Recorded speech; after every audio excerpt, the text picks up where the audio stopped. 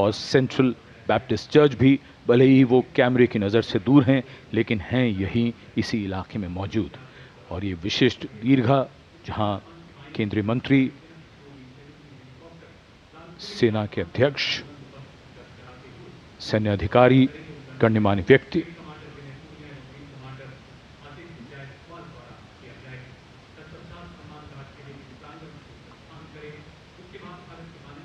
विशिष्ट अवसर और विशिष्ट व्यक्तियों की ये दीर्घा। और आज हम मना रहे हैं अपना 79वां स्वतंत्रता दिवस। भादों का महीना, हल्की हल्की फुहार, बीच बीच में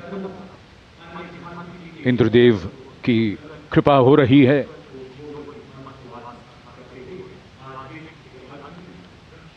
In fact, today we do more than just observe tradition and ceremony. We also momentarily pause to reflect and correct course, if required, on the true meaning of the words that end up punctuating our conversations on every 15th of August: freedom and independence. Words that seem fairly straightforward in their meaning, but highly nuanced in their meaning and delivery. When we became a free country, our leaders and national decision makers and their understanding of the layering and dimensions and the interpretation of all these was taken into account. These are the pillars which are the building blocks for the values and the principles on which this country designs its policies. The balance between change and continuity, change bringing in fresh ideas, helping us keep pace with the times, taking into account newer sensibilities and needs, and continuity, on the other hand, allowing us to be rooted and strong with a sense of belonging to something bigger than us. Flag hoisting ceremony.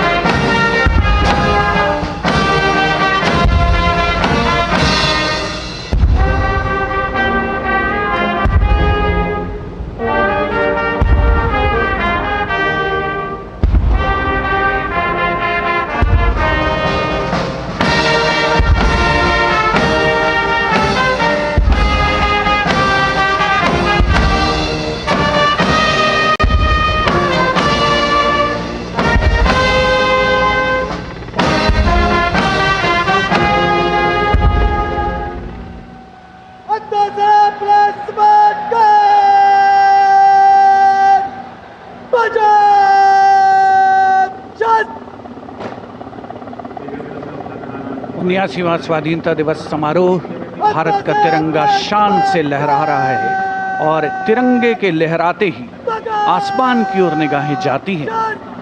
इस वर्ष स्वाधीनता दिवस समारोह को अनोखा कलेवर प्रदान कर रहे हैं भारतीय वायुसेना के 2 Mi-17 हेलीकॉप्टर्स, एक राष्ट्रीय ध्वज लिए हुए आपके स्क्रीन पर फूलों की वर्षा करता हुआ, और दूसरा ऑपरेशन सिंदूर को दर्शाने वाला ध्वज लिए हुए।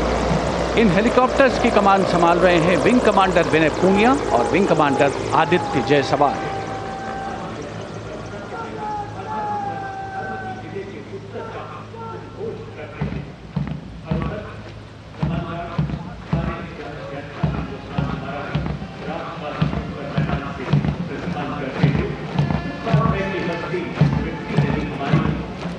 The National Flag Guard smartly marching away. These beautiful shots are strategically placed cameras. Some of the positions where our camera people are placed are in fact very difficult to reach also. But the aim of visual communication is to give you visual perfection. That's been the endeavor always of our telecasts.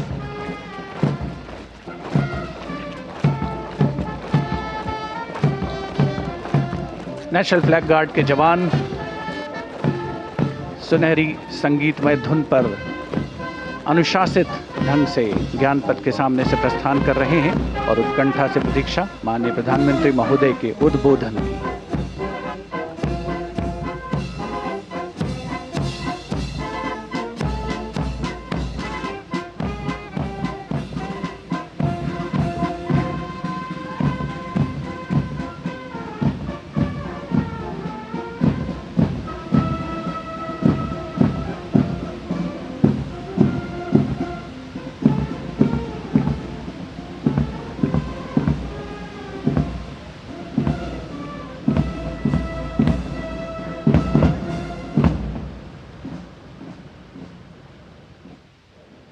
मेरे प्यारे देशवासियों,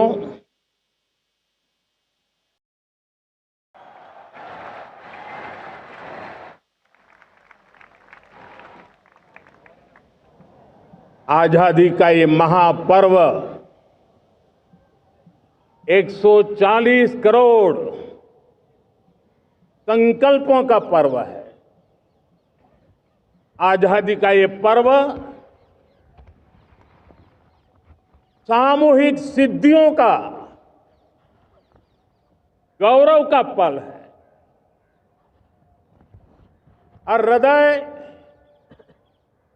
उमंग से भरा हुआ है। देश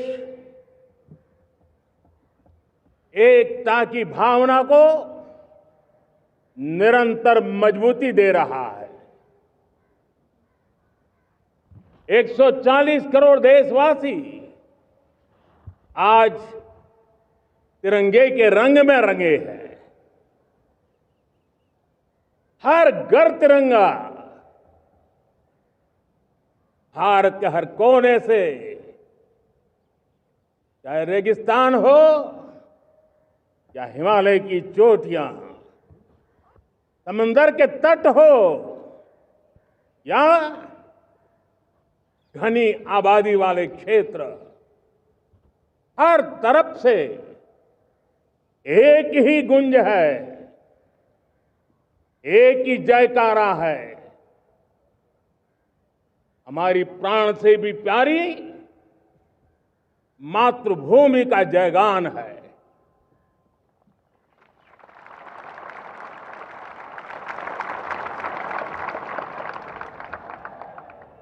मेरे प्यारे देशवासियों,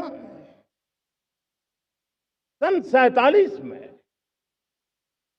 अनंत संभावनाओं के साथ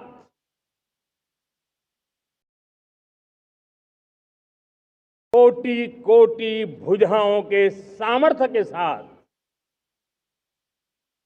हमारा देश आजाद हुआ।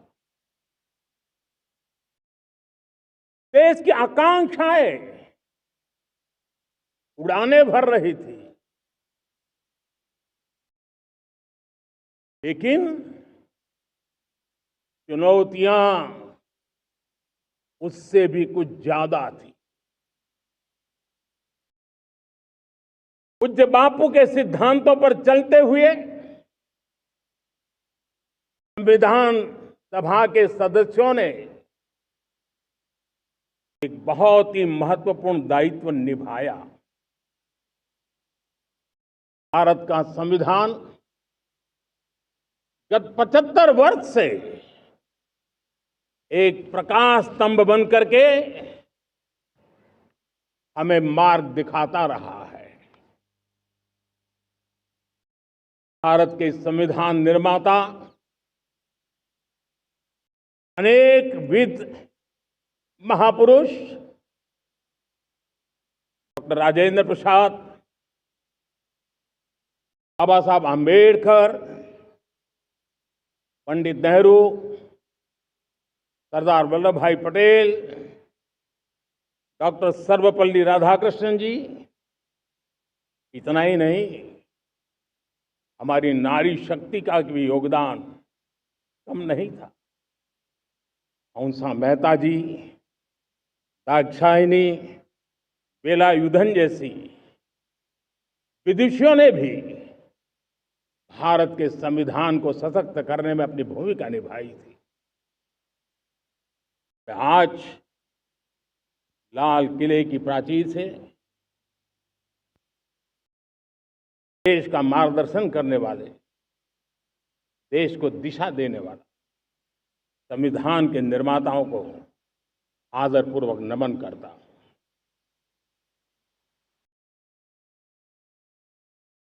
मेरे प्यारे देशवासियों,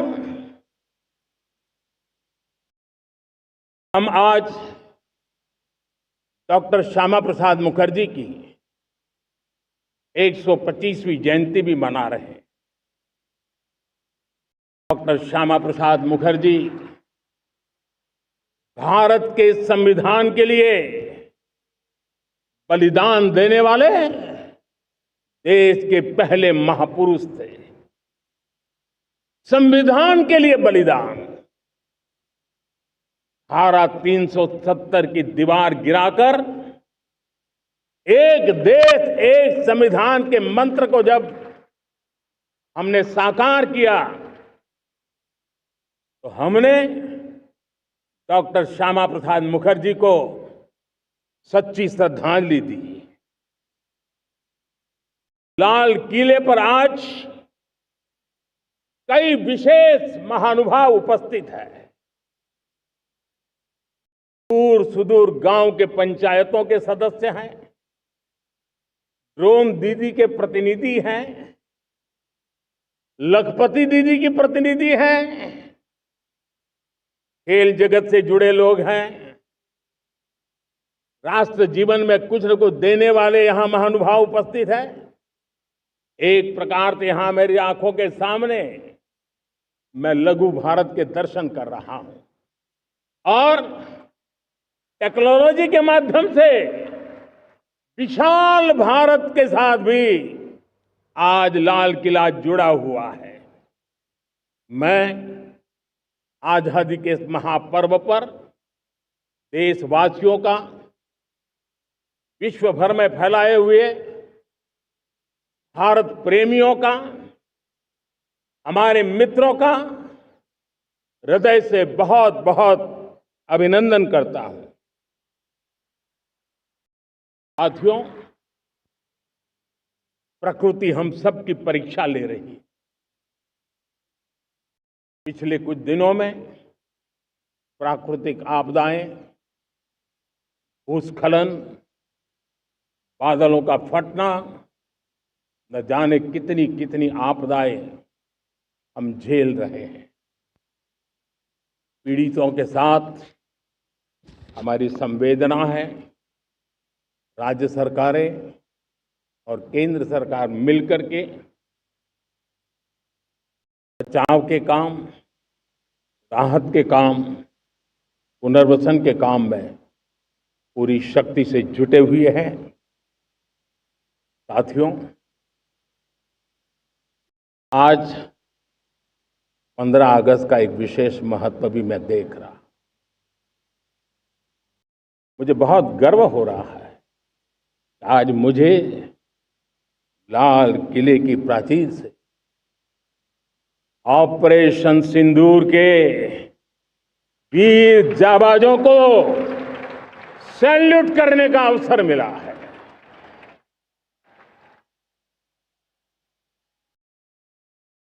हमारे वीर जाबाज सैनिकों ने दुश्मनों को उनकी कल्पना से परे सजा दी है।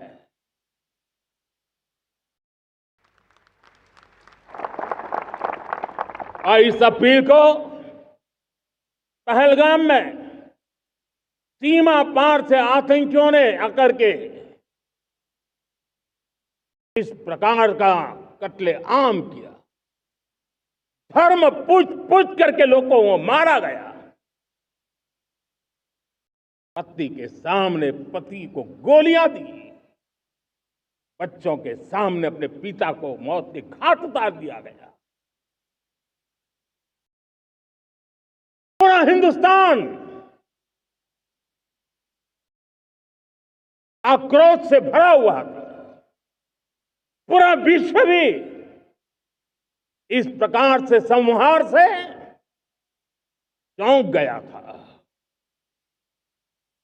मेरे प्यारे देशवासियों, ऑपरेशन सिंदूर उसी आक्रोश की अभिव्यक्ति है।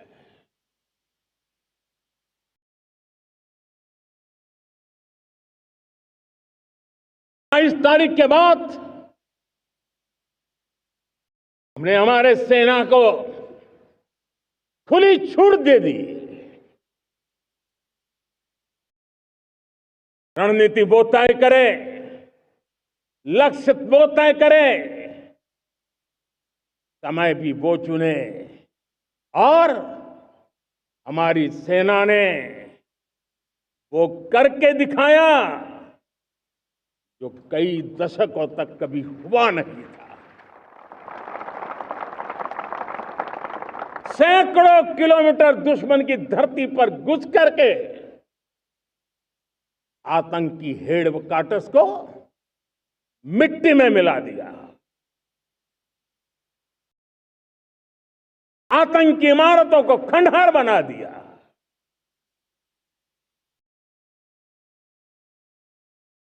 पाकिस्तान की नींद अभी भी उड़ी हुई है।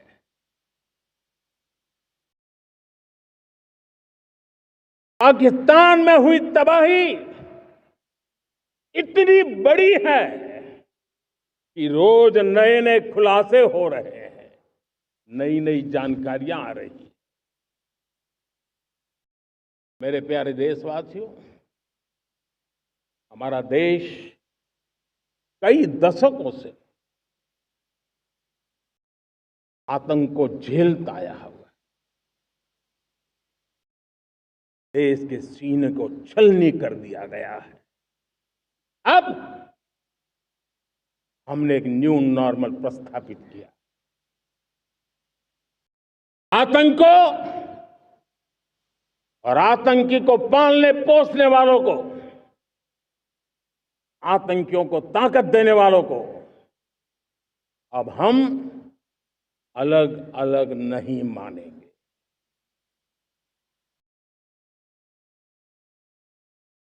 मानवता के समान दुश्मन है, उनके बीच कोई फर्क नहीं है। भारत ने तय कर लिया है कि न्यूक्लियर की धमकियों को अब हम सहने वाले नहीं हैं। न्यूक्लियर ब्लैकमेल लंबे अरसे से चलाया, अब वो ब्लैकमेल नहीं सहा जाएगा।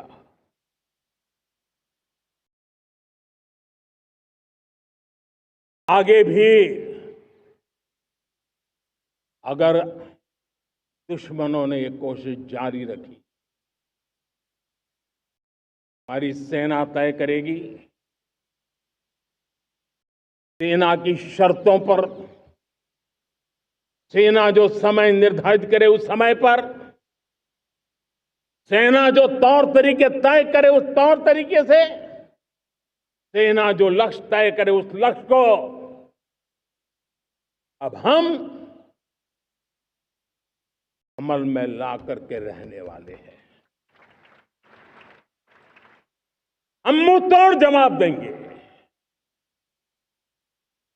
मेरे प्यारे देशवासियों, भारत ने तय कर लिया है, खून और पानी एक साथ नहीं बहेंगे।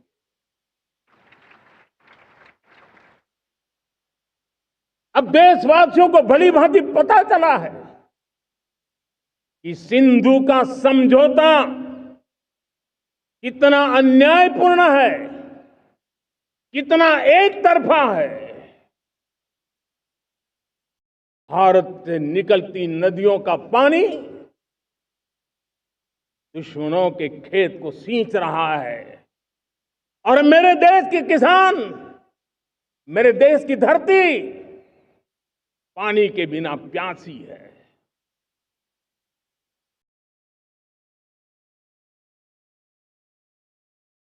ये ऐसा समझौता था इसने पिछले 7 दशक से मेरे देश के किसानों का अकल्पनीय नुकसान किया है।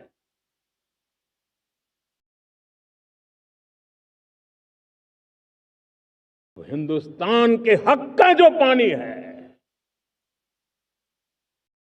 उस पर अधिकार सिर्फ और सिर्फ हिंदुस्तान का है, हिंदुस्तान के किसानों का है। भारत कतई सिंधु समझौते को उस स्वरूप को दशकों तक सहा है, उस स्वरूप को आगे नहीं सहा जाएगा। किसान हित में, राष्ट्र हित में ये समझौता हमें मंजूर नहीं है। मेरे प्यारे देशवासियों,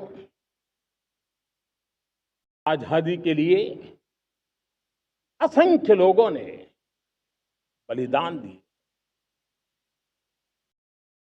अपनी जवानी खपा दी, जेलों में जिंदगी गुजारी है, फांसी के तख्त पर लटके हैं, कुछ लेने पाने बनने के लिए नहीं, मां भारती के स्वाभिमान के लिए, कोटि कोटि जनों की आजादी के लिए, गुलामी की जंजीरों को तोड़ने के लिए। और मन में एक ही भाव था, स्वाभिमान।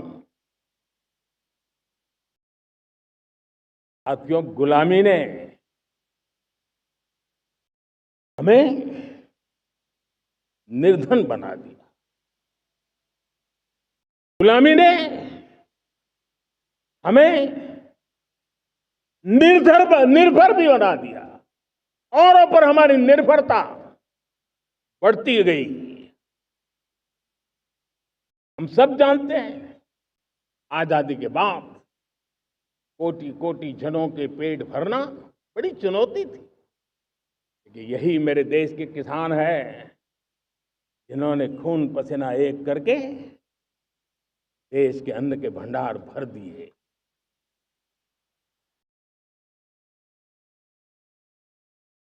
अनाज के संबंध में देश को आत्मनिर्भर बना दिया। एक राष्ट्र के लिए आत्मसम्मान की सबसे बड़ी कसौटी आज भी उसकी आत्मनिर्भरता है। और मेरे प्यारे देशवासियों, विकसित भारत का आधार भी है आत्मनिर्भर भारत।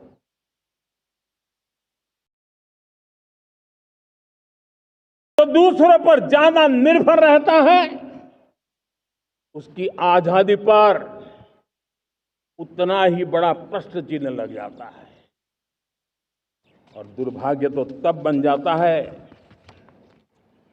जब निर्भरता की आदत लग जाए, पता ही ना चले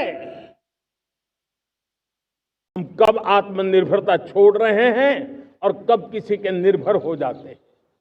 ये आदत खतरे से खाली नहीं है और इसलिए प्रतिपल जागरूक रहना पड़ता है आत्मनिर्भर होने के लिए। और मेरे प्यारे देशवासियों, आत्मनिर्भरता का नाता सिर्फ आयात और निर्यात, रुपये, पैसे, पाउंड, डॉलर यहां तक सीमित नहीं है। इतना सीमित अर्थ उसका नहीं है। आत्मनिर्भरता का नाता हमारे सामर्थ्य से जुड़ा हुआ। और जब आत्मनिर्भरता खत्म होने लगती है तो सामर्थ्य भी निरंतर क्षीण होता जाता है। और इसलिए हमारे सामर्थ्य को बचाए रखने, बनाए रखने और बढ़ाए रखने के लिए आत्मनिर्भर होना बहुत अनिवार्य है। साथियों, हमने ऑपरेशन सिंदूर में देखा है मेड इन इंडिया की कमाल क्या थी। दुश्मन को पता तक न चला कि कौन से शस्त्रास्त्र है, ये कौन सा सामर्थ्य है जो पलक भर में उनको नष्ट कर रहा है। सोचिए, अगर हम आत्मनिर्भर होते न होते तो क्या ऑपरेशन सिंदूर इतनी त्वरित गति से हम कर पाते?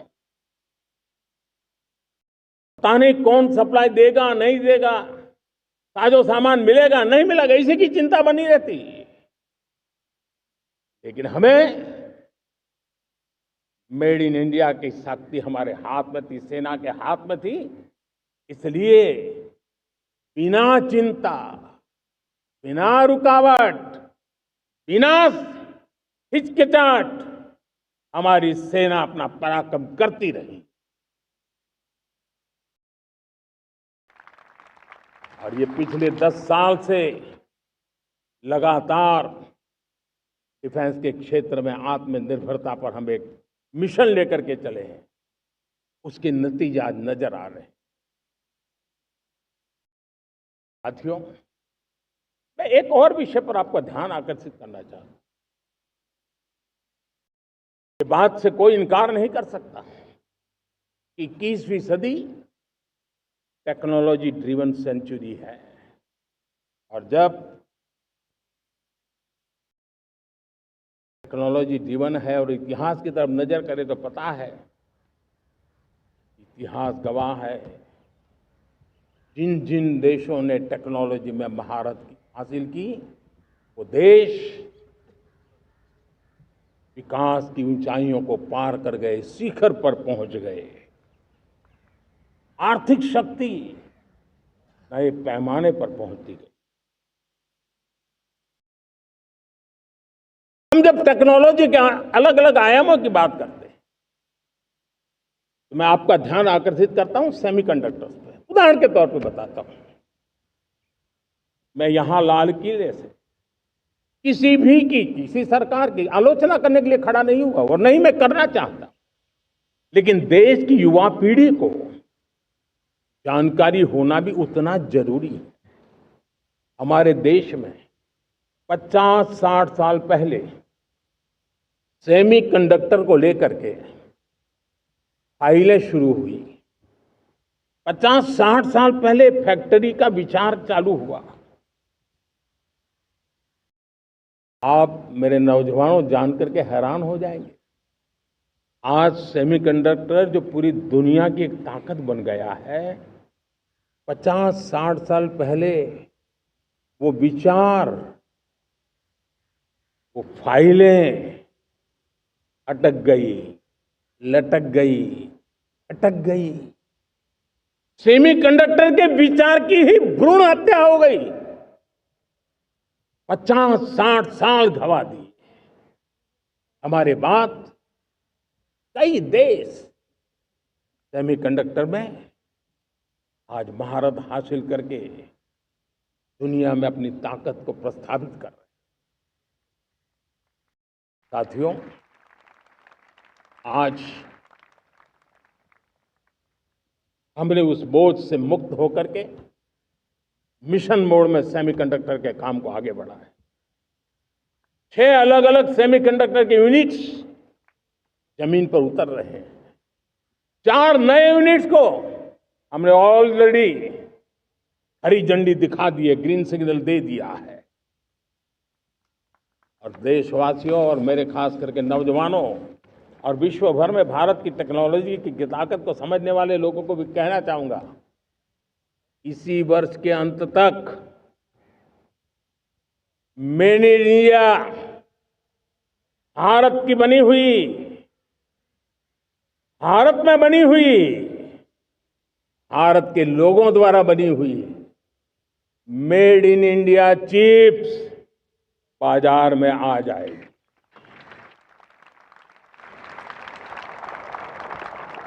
मैं दूसरा उदाहरण देना चाहता हूं। अब ऊर्जा के क्षेत्र में हम सब जानते हैं कि हम एनर्जी के लिए बहुत सारे देशों पर डिपेंडेंट है। पेट्रोल हो, डीजल हो, गैस हो, लाखों करोड़ रुपए हमें खर्च करके लाना पड़ता है। हमें इस संकट से देश को आत्मनिर्भर बनाना, ऊर्जा में आत्मनिर्भर बनाना बहुत जरूरी है।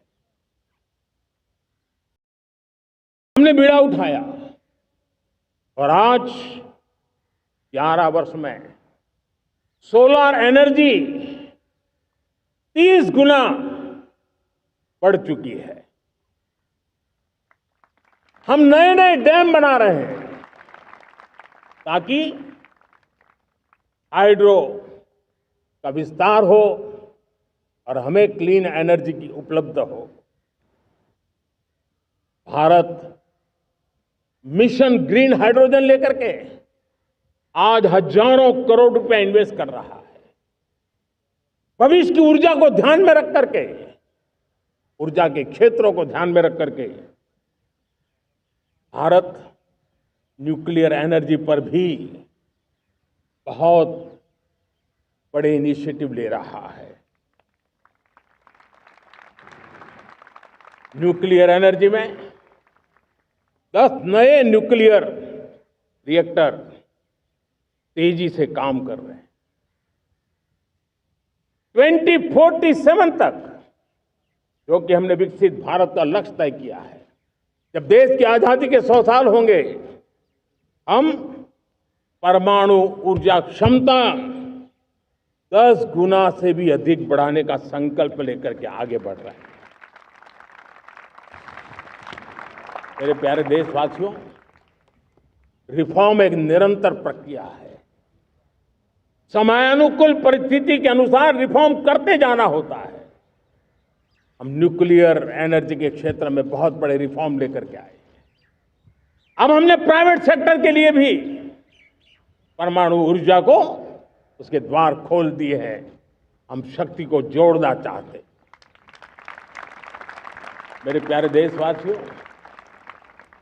दुनिया जब आज ग्लोबल वार्मिंग को लिए चिंता करती है, तब मैं विश्व को भी बताना चाहता हूं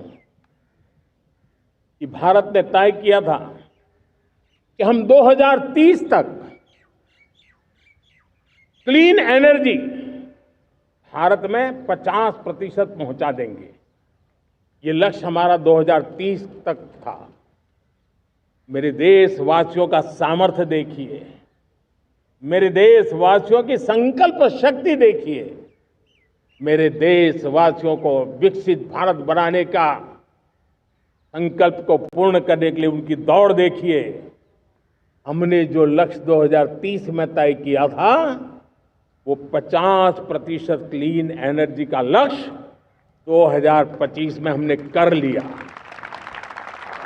5 साल पहले हमने अचीव कर लिया, क्योंकि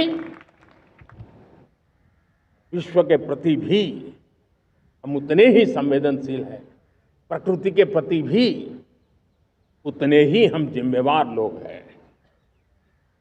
मेरे प्यारे देशवासियों, बजट का बहुत बड़ा हिस्सा ये पेट्रोल, डीजल, गैस, इन सबको लाने के लिए खर्च होता था। लाखों करोड़ रुपए चले जाते थे। अगर हम ऊर्जा में डिपेंडेंट न होते, तो वो धन मेरे देश के नौजवानों के भविष्य के लिए काम आता। वो धन मेरे देश के गरीबों को गरीबी के खिलाफ लड़ाई लड़ने में काम आता। वो धन मेरे देश के किसानों के कल्याण में काम आता। वो धन मेरे देश के गांव की परिस्थिति को पलटने के लिए काम आता। लेकिन हमें विदेशों को देना पड़ रहा। अब हम आत्मनिर्भर बनने की दिशा में काम कर रहे हैं। देश को विकसित बनाने के लिए हम अब समुद्र मंथन की तरफ भी जा रहे हैं। हमारे समुद्र के मंथन को आगे बढ़ाते हुए हम समुद्र के भीतर के तेल के भंडार, गैस के भंडार उसको खोजने की दिशा में एक मिशन मोड में काम करना चाहते हैं। और इसलिए भारत ने national deep water exploration mission शुरू करने जा रहा है। ये ऊर्जा इंडिपेंडेंट बनने के लिए ये हमारी महत्वपूर्ण घोषणा है। मेरे प्यारे देशवासियों, आज पूरा विश्व क्रिटिकल मिनरल को लेकर के बहुत ही सतर्क हो गया है। उसके सामर्थ्य को लोग भली भांति समझने लगे हैं। कल तक जिस तरफ ज्यादा ध्यान नहीं था, वो आज सेंटर स्टेज पे है। हमारे लिए भी क्रिटिकल मिनरल्स में आत्मनिर्भरता बहुत अनिवार्य है। एनर्जी का सेक्टर हो, इंडस्ट्री का सेक्टर हो, रक्षा क्षेत्र हो, टेक्नोलॉजी के हर क्षेत्र हो, आज क्रिटिकल मिनरल्स की टेक्नोलॉजी के अंदर बहुत अहम भूमिका है। और इसलिए नेशनल क्रिटिकल मिशन हमने लॉन्च किया है। 1200 से अधिक स्थानों पर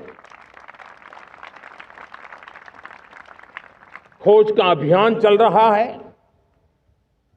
और हम क्रिटिकल मिनरल में भी आत्मनिर्भर बनने की दिशा में आगे बढ़ रहे हैं। मेरे प्यारे देशवासियों, स्पेस सेक्टर का कमाल तो हर देशवासी देख रहा, गर्व से भर जा रहा। और हमारे group captain Shubhanshu Shukla space station से लौट चुके हैं और आने वाले कुछ दिनों में वो भारत भी आ रहे हैं। हम स्पेस में भी अपने दम पर आत्मनिर्भर भारत गगनयान की तैयारी कर रहे हैं। हम अपने बलबूते पर हमारा अपना स्पेस स्टेशन बनाने की दिशा में हम काम कर रहे हैं। और पिछले दिनों स्पेस में जो रिफॉर्म किए गए, मुझे बहुत गर्व हो रहा है। मेरे देश के 300 से ज्यादा स्टार्टअप्स आप सिर्फ और सिर्फ स्पेस सेक्टर में काम कर रहे हैं। और उन 300 स्टार्टअप में हजारों नौजवान पूरे सामर्थ्य के साथ जुटे हैं। ये है मेरे देश के नौजवानों की ताकत और ये है हमारे देश के नौजवानों के प्रति विश्वास। मेरे प्यारे देशवासियों, 140 करोड़ भारतवासी 2047 में जब आजादी के 100 साल होंगे, विकसित भारत के संकल्प को परिपूर्ण करने के लिए पूरी ताकत से जुटे हैं।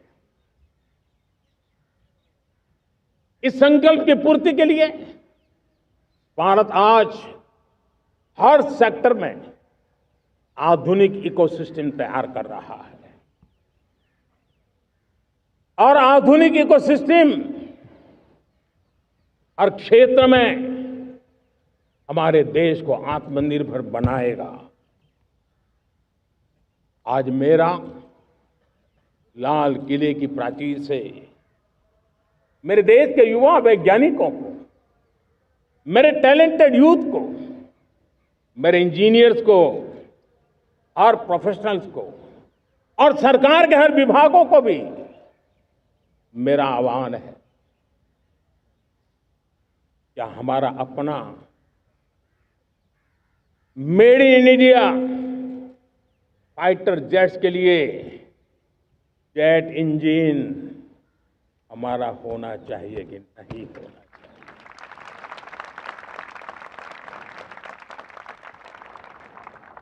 हम फार्मा ऑफ द वर्ल्ड माने जाते हैं।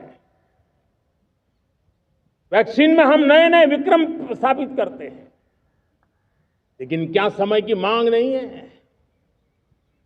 हम रिसर्च और डेवलपमेंट में और ताकत लगाएं, हमारे अपने पेटेंट हो, हमारी अपनी बनाई हुई मानव जात के कल्याण की सस्ते से सस्ती और सबसे कारगर नई नई दवाइयों की शोध हो, हर संकट में साइड इफेक्ट के बिना मानव जात के कल्याण में काम आए। बायो 3 पॉलिसी भारत सरकार ने बनाई है। मैं देश के नौजवानों को कहता हूं, आइए बायो 3 पॉलिसी का अध्ययन करके अब कदम उठाइए। देश का भाग्य बदलना है, आपका सहयोग चाहिए। मेरे प्यारे देशवासियों, आज आईटी का युग है, डेटा की ताकत है। क्या समय की मांग नहीं है?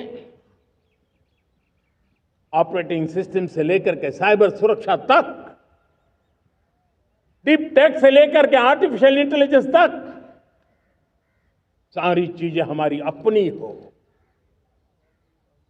जिस पर हमारे ही लोगों का सामर्थ्य जुटा हुआ हो, उनकी सामर्थ्य शक्ति का विश्व को परिचय कराए। साथियों, आज दुनिया में सोशल मीडिया का हो, बाकी प्लेटफॉर्म का हो, दुनिया के प्लेटफॉर्म पर हम काम कर रहे हैं। दुनिया ने हमने दिखा दिया है, यूपीआई का हमारा प्लेटफॉर्म आज दुनिया को अजोबा कर रहा है। हमारे में सामर्थ्य है। रियल टाइम ट्रांजैक्शन में 50% अकेला भारत यूपीआई के माध्यम से करता है। इसका मतलब की ताकत है। क्रिएटिव वर्ल्ड हो, सोशल मीडिया हो, ये जितने भी प्लेटफॉर्म्स हैं, मेरे देश के नौजवानों में चुनौती करता हूं आपको, आइए हमारे अपने प्लेटफॉर्म क्यों ना हो। हम क्यों दूसरों पर निर्भर रहे? क्यों भारत का धन बाहर जाए? और मुझे आपके सामर्थ्य पर भरोसा है। मेरे प्यारे देशवासी, जैसे ऊर्जा के क्षेत्र में हम डिपेंडेंट हैं, वैसा ही देश का दुर्भाग्य है कि फर्टिलाइजर, उसमें भी हमें दुनिया पर निर्भर रहना पड़ता है। मेरे देश के किसान भी फर्टिलाइजर का सही उपयोग कर करके धरती माता की सेवा कर सकते हैं। अनाप शनाप उपयोग से भी धरती मां को बहुत नुकसान पहुंचा रहे हैं। लेकिन साथ साथ मैं देश के नौजवानों को कहना चाहता हूं, देश के उद्योग जगत को कहना चाहता हूं, देश के प्राइवेट सेक्टर को कहना चाहता हूं, आइए हम फर्टिलाइजर के भंडार भर दें। हम नए नए तौर तरीके खोजें और भारत की आवश्यकता के अनुसार हम अपना फर्टिलाइजर तैयार करें। हम औरों पर निर्भर न रहे। साथियों, आने वाला युग ईवी का है। अब ईवी बैटरी क्या हम नहीं बनाएंगे? हम निर्भर रहेंगे? सोलर पैनल की बात हो, इलेक्ट्रिक व्हीकल्स के लिए जिन जिन चीजों की आवश्यकताएं हैं, वो हमारी अपनी होनी चाहिए। साथियों, मैं ये इसलिए कहने की हिम्मत करता हूं, क्यों? क्योंकि मुझे देश के नौजवानों के सामर्थ्य पर भरोसा है।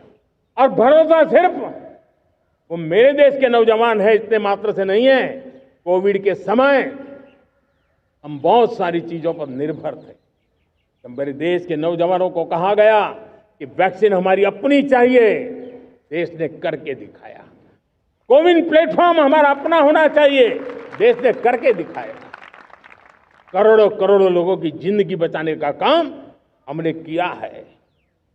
वही स्पिरिट, वही जज्बा हमें जीवन के हर क्षेत्र में आत्मनिर्भर बनने के लिए अपना सब कुछ देना है। अपना जो बेस्ट है वो हमें दे करके रहना है। साथियों, पिछले 11 साल में एंटरप्रेन्योरशिप, उद्यमशीलता को बहुत बड़ी ताकत मिली। आज लाखों स्टार्टअप्स टियर 2, टियर 3 सिटी में देश की अर्थशक्ति को, देश के इनोवेशन को ताकत दे रहे हैं। उसी प्रकार से मुद्रा योजना से हमारे देश के करोड़ों नौजवान, उसमें भी हमारी बेटियां, करोड़ों करोड़ों लोग मुद्रा से लोन लेकर के अपना खुद का कारोबार कर रहे हैं। खुद तो अपने पैरों पर खड़े हुए हैं, लेकिन औरों को भी पैरों पर खड़े रहने की ताकत देते हैं। वे भी एक प्रकार से हर व्यक्ति को आत्मनिर्भर बनाने का अवसर दे रही है। मेरे साथियों, विमेन सेल्फ हेल्प ग्रुप किसी का ध्यान नहीं था। पिछले 10 साल में विमेन सेल्फ हेल्प ग्रुप ने कमाल करके दिखाया। आज उनके प्रोडक्ट दुनिया के बाजार में जाने लगे हैं। लाखों करोड़ों का कारोबार हमारे विमेन सेल्फ हेल्प ग्रुप करते हैं।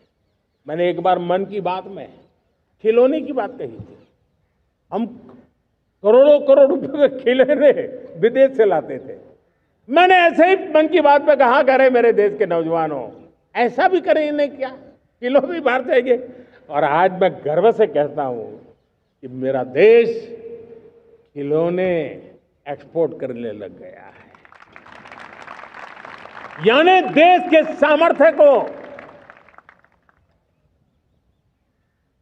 हर प्रकार के अवसर मिले, हर रुकावटों से मुक्ति मिले, उसको सर्वाधिक करने के लिए प्रेरित किया जाए।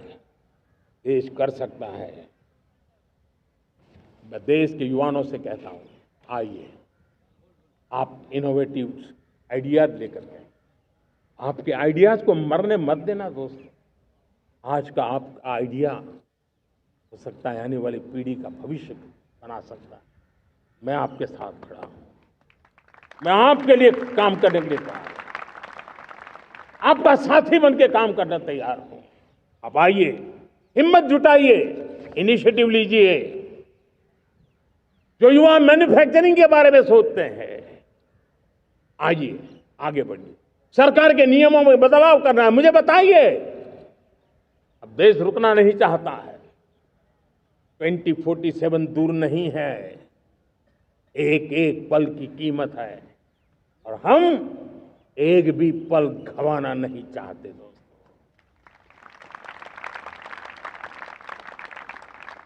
साथियों, ये आगे बढ़ने का अवसर है,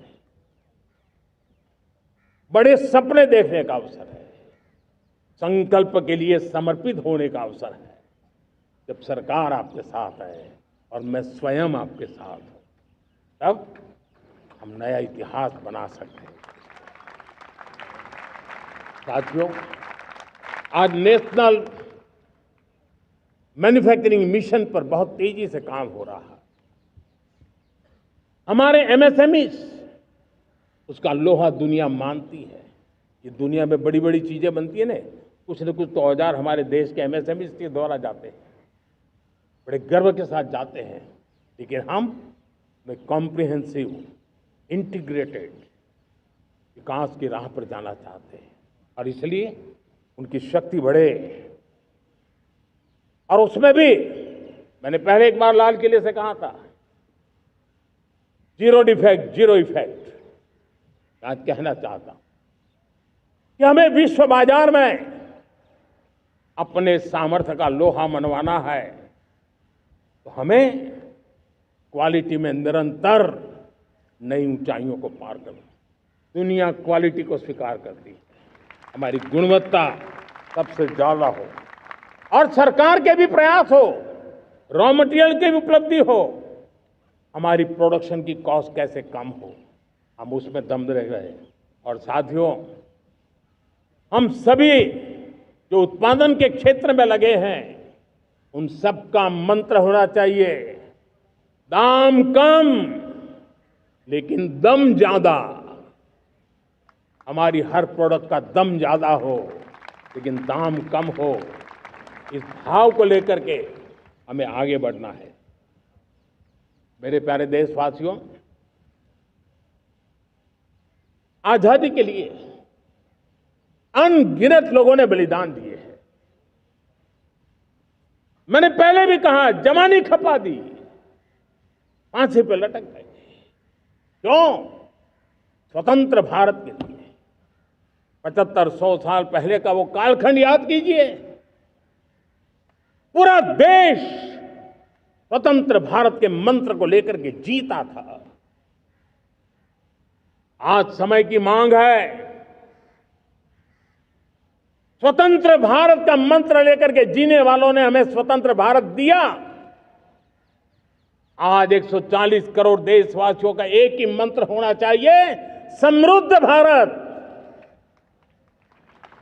अगर कोटि कोटि लोगों के बलिदान से स्वतंत्र भारत हो सकता है, तो कोटि कोटि लोगों के संकल्प से, पुरुषार्थ से, आत्मनिर्भर बनने से, वोकल फॉर लोकल की बात करने से, स्वदेशी का मंत्र को जापने से समृद्ध भारत भी बन सकता है। वो पीढ़ी स्वतंत्र भारत के लिए खप गई थी, ये पीढ़ी समृद्ध भारत के लिए नए कदम उठाए, यही समय की मांग है। और इसलिए मैं आज बार बार आग्रह करता हूं, और मैं देश के सभी इन्फ्लुएंसर्स को कहना चाहता हूं, इस मंत्र को आगे बढ़ाने में मेरी मदद कीजिए। मैं सभी राजनीतिक दलों को, राजनेताओं को सबसे कहता हूं कि आइए, ये किसी राजनीतिक दल का एजेंडा नहीं है, भारत हम सबका है। हम मिलकर के वोकल फॉर लोकल उस मंत्र को हर नागरिक के जीवन का मंत्र बनाएं। भारत में बनी हुई, भारत के नागरिकों के पसीने से बनी हुई वो चीजें जिसमें भारत की मिट्टी की महक हो और जो भारत के आत्मनिर्भर के संकल्प को ताकत देता हो, हम उसी को खरीदेंगे, हम उसी का उपयोग करेंगे, हम उस दिशा में आगे आए। यह हमारा सामूहिक संकल्प हो, देखते ही देखते हम दुनिया बदल देंगे। दोस्तों, मैं आज हर छोटे मोटे व्यापारी को, दुकानदार से आग्रह करना चाहता हूं, आपकी भी जिम्मेवारी है। हम छोटे थे, हमने कभी बाजार में देखा नहीं था कि शुद्ध घी की दुकान, ऐसे ही लिखा जाता था घी की दुकान, लेकिन समय रहते लोग लिखने लगे शुद्ध घी की दुकान। मैं चाहता हूं देश में ऐसे व्यापारी आगे आए, ऐसे दुकानदार आए कि हाँ स्वदेशी माल बिकता है, वो बोर्ड लगा रहे। हम स्वदेशी का गर्व करने लगे। हम स्वदेशी मजबूरी में नहीं, मजबूती के साथ उपयोग करेंगे, मजबूती के लिए उपयोग करेंगे, और जरूरत पड़ी तो औरों को मजबूर करने के लिए उपयोग करेंगे। ये हमारी ताकत होनी चाहिए, ये हमारा मंत्र होना चाहिए। मेरे प्यारे देशवासियों,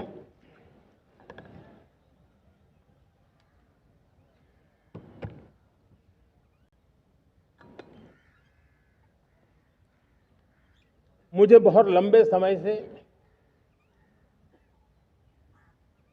सरकार में काम करने का अवसर मिला।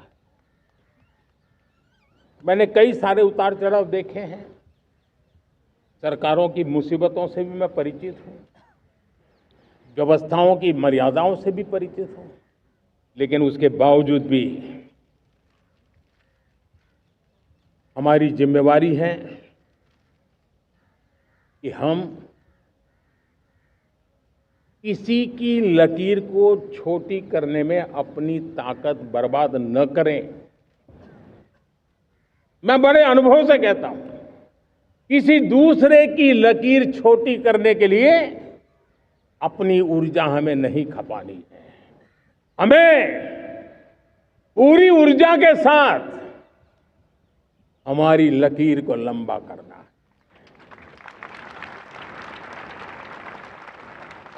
हम अगर अपनी लकीर लंबी करते हैं तो दुनिया भी हमारा लोहा मानेगी। आज जब वैश्विक परिस्थितियों में आर्थिक स्वार्थ दिनों दिन बढ़ रहा है, तब समय की मांग है कि हम उन संकटों के रोते बैठने की जरूरत नहीं है। हिम्मत के साथ हम अपनी लकीर को लंबी करें। और मैं 25 साल के शासन के अनुभव से कह सकता हूं, अगर ये रास्ता हमने चुन लिया, हर किसी ने चुन लिया, तो फिर कोई स्वार्थ हमें अपनी चंगुल में नहीं फंसा सकता है। मेरे प्यारे देशवासियों, बीता दशक रिफॉर्म, परफॉर्म, ट्रांसफॉर्म कर रहा है, लेकिन अब हमें और नई ताकत से जुड़ना है। पिछले दिनों हमने कई रिफॉर्म्स किए। एफडीआई हो, इंश्योरेंस कंपनी की बात हो, विश्व की यूनिवर्सिटीज को भारत के अंदर स्थान देने की बात हो, कई रिफॉर्म्स किए हैं। 40,000 से ज्यादा अनावश्यक कंप्लायंसेस को हमने खत्म किया है। इतना ही नहीं, 1500 से अधिक पुराने कानून जो बाबा आदम के जमाने के थे, उन सबको हमने खत्म कर दिया है। हमने दर्जनों कानूनों को सरल करने के लिए संसद में जाकर के जनता के हितों को सर्वोपरि रख करके बदलाव किए हैं। इस बार भी हो हल्ला के बीच लोगों तक बात पहुंची नहीं होगी, लेकिन एक बहुत बड़ा रिफॉर्म इनकम टैक्स एक्ट में हुआ है। करीब 280 से ज्यादा धाराएं हमने समाप्त करने का निर्णय किया है। और साथियों, सिर्फ आर्थिक मोर्चे पर ही रिफॉर्म नहीं, हमने नागरिक के जीवन को भी आसान बनाने के लिए रिफॉर्म किए। इनकम टैक्स रिफंड की बात हो, रिफॉर्म का परिणाम है। फेसलेस असेसमेंट की बात हो, रिफॉर्म का परिणाम है। 12 लाख तक आज इनकम टैक्स से मुक्ति दे देना, देश का जो भविष्य बनाने में उत्सुक है ऐसा मेरा मध्यम वर्ग का परिवार आज पुला नहीं समा रहा है। कभी किसी ने सोचा नहीं था कि 12 लाख रुपए तक का इनकम टैक्स पर जीरो कर दिया जाएगा। आज कर लिया है। जब देश का सामर्थ्य बढ़ता है तो देशवासियों को लाभ मिलता है। अंग्रेजों के जमाने से दंड संहिता में हम दबे पड़े थे। दंड का भय दिखा करके जीवन चल रहा था। 75 साल आजादी के ऐसे ही गए। हमने दंड संहिता को खत्म कर दिया, न्याय संहिता को ले आए हैं। न्याय संहिता में भारत के नागरिक के प्रति विश्वास का भाव है। भारत के नागरिक के अंदर अपनेपन का भाव है, संवेदनशीलताओं से भरा हुआ है। हमने रिफॉर्म की यात्रा को तेज करने के लिए बीड़ा उठाया। हम बहुत तेजी से आगे बढ़ना चाहते हैं। मैं चाहता हूं देशवासियों, देश के लिए कर रहा हूं, मैं मेरे लिए नहीं कर रहा हूं, किसी का बुरा करने के लिए नहीं कर रहा हूं। मेरे राजनीतिक दल, मेरे प्रतिस्पर्धी साथी भी देश की इस उज्जवल भविष्य के लिए आगे आए, हमारा साथ दें। स्ट्रक्चरल रिफॉर्म्स की बात हो, रेगुलेटरी रिफॉर्म्स की बात हो, पॉलिसी रिफॉर्म की चर्चा हो, प्रोसेस रिफॉर्म की चर्चा हो, प्रोसीड्यूरल रिफॉर्म्स करने की जरूरत हो, हर प्रकार के रिफॉर्म्स ये आज हमने मकसद बना करके चले हैं। और मेरे प्यारे देशवासियों, नेक्स्ट जनरेशन रिफॉर्म्स के लिए हमने एक टास्क फोर्स गठित करने का निर्णय किया है। ये टास्क फोर्स समय सीमा में इस काम को पूरा करे। वर्तमान नियम, कानून, नीतियां, रीतियां 21वीं सदी के अनुकूल, वैश्विक वातावरण में अनुकूल और भारत को 2047 में विकसित राष्ट्र बनाने के संदर्भ में नए सिरे से तैयार हो और उसका समय सीमा में अपना कार्य पूरा करने के लिए इस टास्क फोर्स की रचना की है। साथियों, ये रिफॉर्म के कारण जो नए लोग अपना भविष्य बनाने चाहते हैं उनको तो हिम्मत मिलेगी। हमारे स्टार्टअप्स हो, हमारे लघु उद्योग हो, हमारे गृह उद्योग हो, उन लोग उद्यमियों को उनकी कंप्लायंस कॉस्ट बहुत कम हो जाएगी और उसके कारण उनको एक नई ताकत मिलेगी।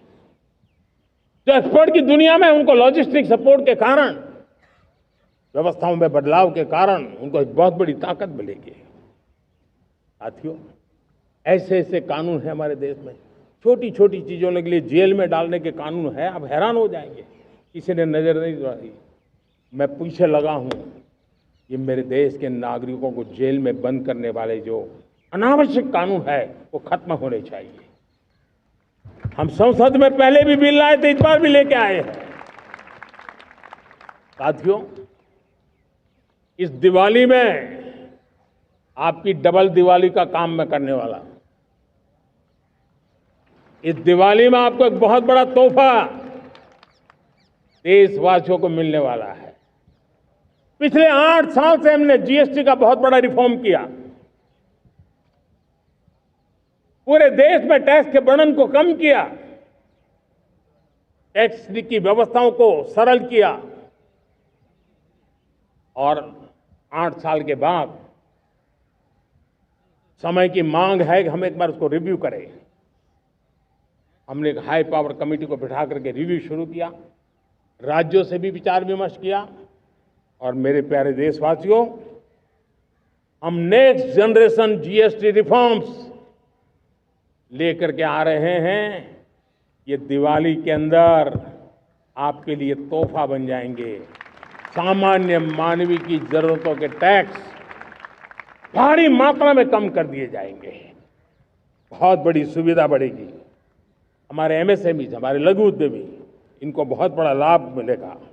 रोजमर्रा की चीजें बहुत सस्ती हो जाएगी और उससे इकोनॉमी को भी एक नया बल मिलने वाला है। मेरे प्यारे देशवासियों, आज देश तीसरी बड़ी इकोनॉमी बनने के लिए समय है, तेज गति से आगे बढ़ रहा है। हम दरवाजे खटखटा रहे हैं और बहुत तेजी से हम उसको अचीव भी कर लेंगे। और कोई तो दिन होगा, मैं आपके बीच आकर के लाल किले की प्राचीर से ये खबर भी सुनाऊंगा।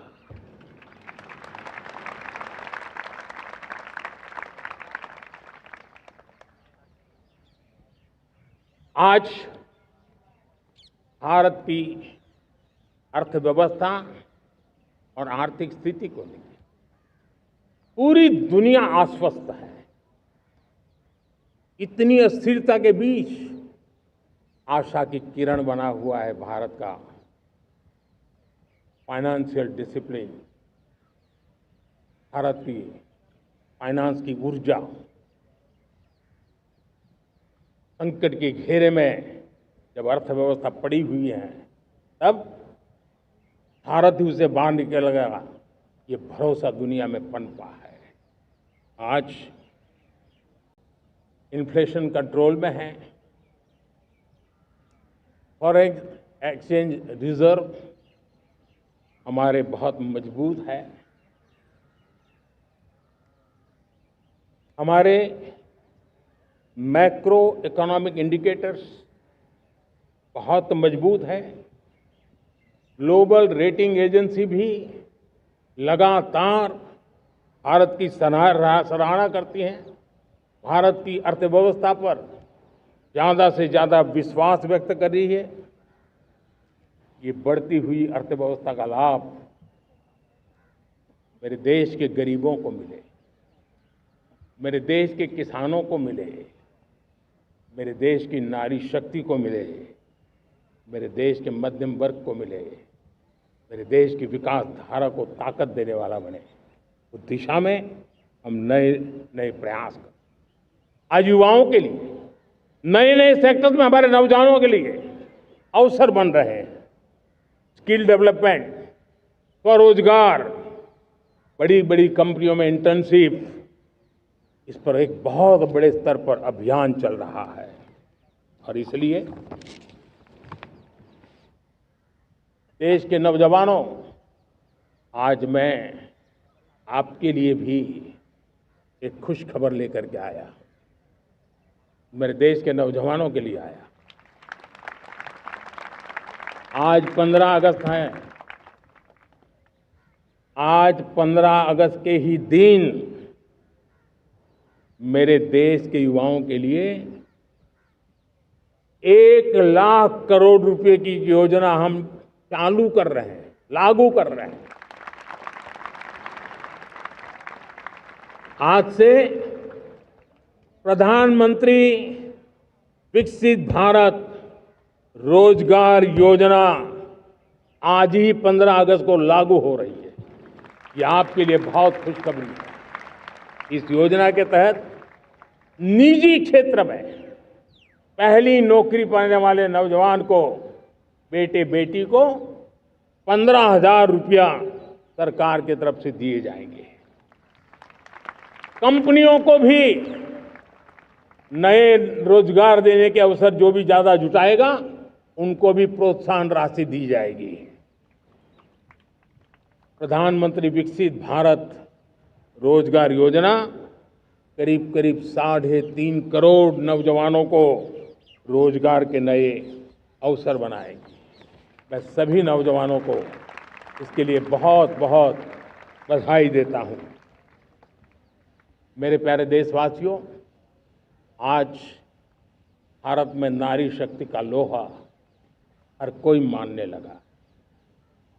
बढ़ती इकोनॉमी की लाभार्थी हमारी नारी है, लेकिन बढ़ती इकोनॉमी को गति देने में भी हमारी नारी का बहुत बड़ा योगदान भी, हमारी मातृशक्ति का योगदान है, हमारी स्त्री शक्ति का योगदान है। स्टार्टअप से लेकर स्पेस सेक्टर तक हमारी बेटियां छाई हुई हैं, खेल के मैदान में छाई हुई हैं, फौज में चमक रही है। आज गर्व के साथ नारी कंधे से कंधा मिला करके देश की विकास यात्रा में भागीदार हो रही। देश गर्व से भर गया जब एनडीए की विमेन कैडेट्स उनका पहला पास आउट हुआ था। पूरा देश गर्व से भर गया था। सारे टीवी चैनल उसी के पीछे लगे हुए थे। कितने बड़े गौरव की पल थी। Self help group, 10 crore self help group की बहनें क्या कमाल कर रही है। नमो ड्रोन दीदी नारी शक्ति की एक नई पहचान बनी। गांव में मुझे एक बहन मिली, वो कहती मुझे अब तो गांव वाले पायलट कह करके बुलाते हैं।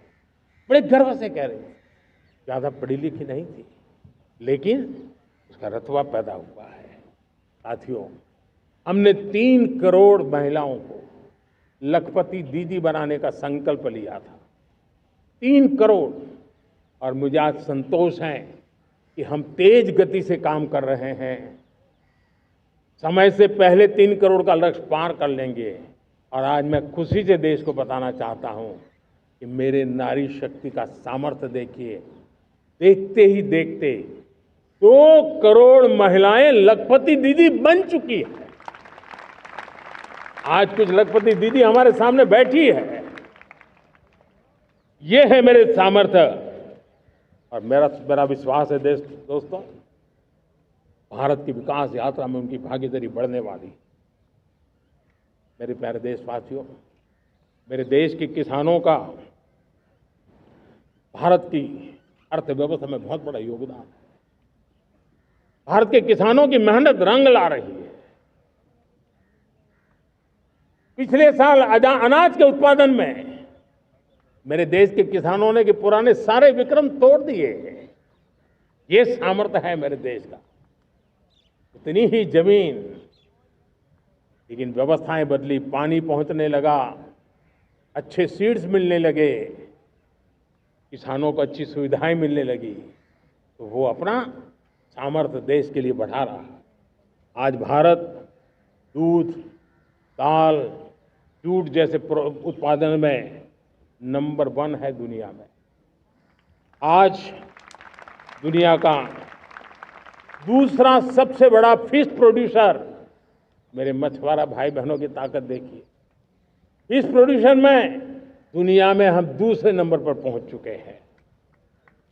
आज भारत चावल, गेहूं, फल और सब्जी के उत्पादन में भी दुनिया में दूसरे नंबर पर पहुंच चुका है।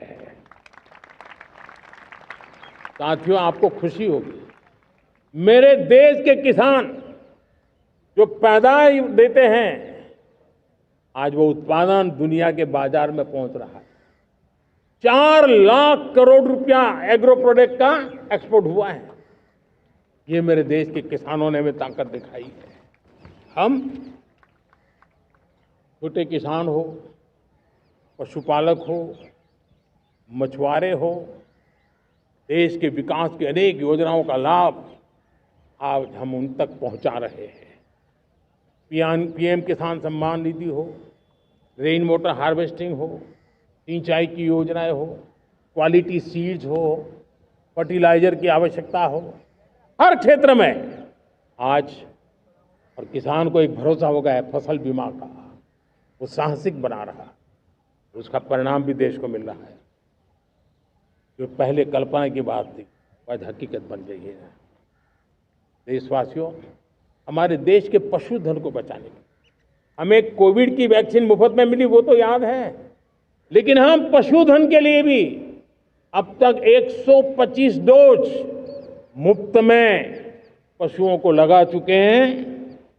फूट एंड माउथ डिसीज से मुक्ति पाने के लिए, जो हमारा यहाँ उत्तर भारत में उसे खुरपका मुंहपका बीमारी कहते हैं, उसे बचाने के लिए 125 करोड़ डोज हम लगा चुके हैं और मुफ्त में लगा चुके हैं। हम खेती के मामले में देश के वो जिले जहां के किसान औरों से पीछे रह गए, किसी न किसी कारण से 100 जिले ऐसे हैं जहां अपेक्षाकृत कम खेती है, और इसलिए हमने 100 जिले आइडेंटिफाई किए हैं पूरे देश में से, और वहां के किसानों को एम्पावर करना, किसानों को शक्ति देना, किसानों को मदद करने का एक अभियान चलाया है। और इसके लिए पीएम धन धान्य कृषि योजना का आरंभ किया है।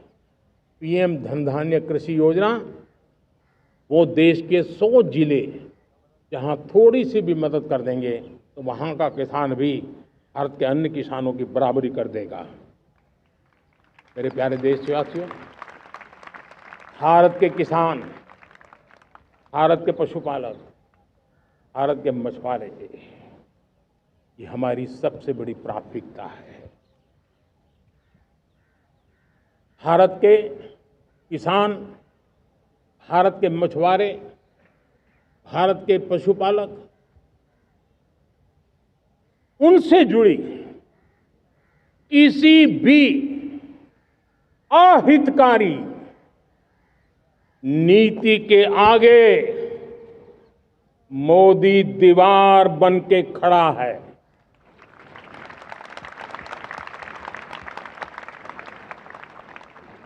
भारत अपने किसानों, अपने पशुपालकों, अपने मछुआरों के संबंध में कभी भी कोई समझौता नहीं स्वीकार करेगा।